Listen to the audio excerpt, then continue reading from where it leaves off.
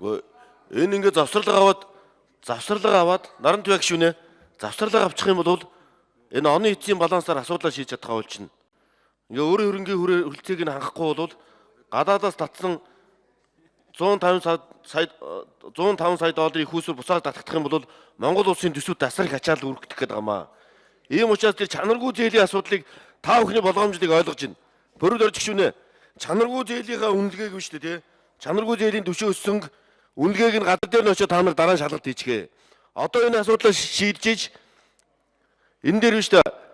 Бүрэл орж гişүн засварлага авахгүйгээр шийдэхгүй бол энэ ондоо багтааж энэ балансын цэвэрлэх асуудал шийдэхгүй бол оны эцээр баланс юм гарах юм бол Монгол улсын нуруунд дээр эхний ээлжинд 105 сая доллар дараа нь 4.5 тэрбум долларын их усүр буцаад татагдах эрс дүүсч болцсохгүй. А шалгах юм аа бол та нар байж байх юм чи очиод чанаргүй зээлийн шалгах ажлыг тэгээ байгуулад наран түвэг гişүн очиод шалгачих.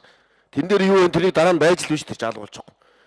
Энэ балансын асуудал та бүхэн наран түвэг гişүн сайн мэдж байгаа юм чи он дотор багтаагаад балансыг нэг бүр болох асуудлыг шийдэх явахгүй бол ингэж явах юм бол улсад их хэрэгсэл гарах юм бол хэн хариуцлага хүлээх вэ гэдэг асуудал сүүлд гарна шүү дээ.